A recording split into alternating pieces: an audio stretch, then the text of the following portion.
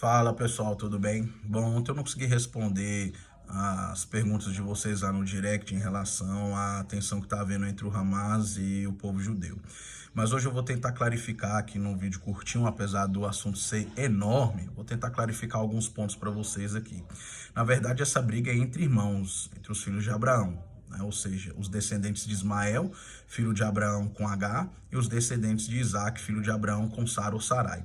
Em Gênesis capítulo 12, há a promessa de Deus de que Abraão seria pai de grandes nações, sua descendência seria como a areia do mar. Em Gênesis 16, nasce Ismael, que é o seu filho com H, sua escrava, devido sua mulher já estar velha, né, ali entre 90 anos de idade, a idade que alguns teólogos e exegetas dão para Sara durante esse período. Então ela não poderia ter filhos teoricamente, né, pelo fato de ser estéril. Mas em Gênesis 21 é quando nasce então Isaac, né? E aí Isaac dá origem ao povo judeu. Então Ismael dá origem aos edomitas, os edomitas habitam a Península Arábica e então dão origem ao povo muçulmano. Okay? Isaac dá origem a Jacó, Jacó tem o nome mudado para Israel, e de Israel nós temos então os 12 filhos de Jacó, a formação das 12 tribos de Israel. Então durante boa parte da história de Israel, Israel sempre foi perseguido, primeiro pelos egípcios, depois tomaram posse dessa terra lá no livro de Josué, e aí depois são perseguidos por babilônicos, são perseguidos por assírios, né? São perseguidos por fariseus, dentre outros povos, né? Até serem levados a cativeiro pelos babilônicos, né? Então os babilônicos ali com Nabucodonosor irão levar o povo de Israel para cativeiro, sendo libertados por Ciro, rei da Pérsia, né? E aí então, teoricamente, a história de Israel sempre foi envolta nesses conflitos no período da Antiguidade. Já no período da Idade Média, lá no início da Idade Média, o território de Israel ele era controlado pelos romanos, até a sua queda em 476. Depois esse controle passou para o Império Bizantino, até que o Império Bizantino ruiu e em 637 os muçulmanos passam a ter o controle sobre o território de Israel e Jerusalém com o califa Omar.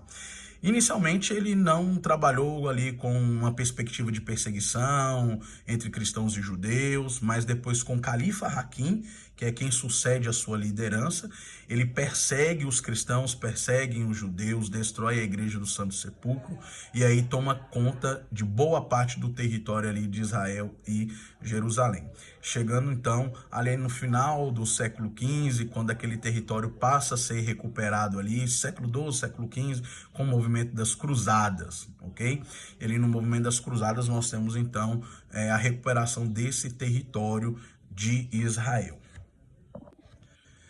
Já no século XIX, nós vamos ter em Israel um movimento sionista, que era um movimento pela independência do Estado de Israel, mas que não deu muito certo para o período. Então, o Estado de Israel passou a ser independente a partir de 1948, após todos os desastres da Segunda Guerra Mundial e de tudo aquilo que era propagado pelo nazismo. Então Israel se consolida ali como um Estado-nação, né? Depois nós vamos ter ali no período da Guerra Fria, ali entre 1967, a Guerra dos 6 Dias, que foi um conflito entre israelenses e árabes e um conflito que consolida Israel como uma potência bélica muito forte, né? Eles ganham esse conflito e se estabelecem ainda mais como um Estado-nação muito forte.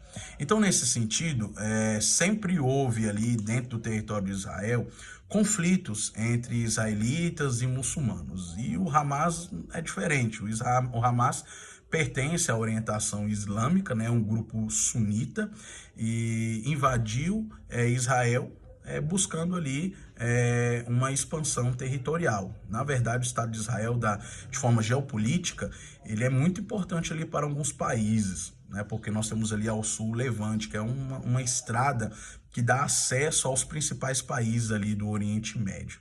Países esses, né, como o Egito, como a Arábia Saudita, como o Líbano, como o Irã, como Síria, que já se declararam em alguns momentos históricos inimigos de Israel.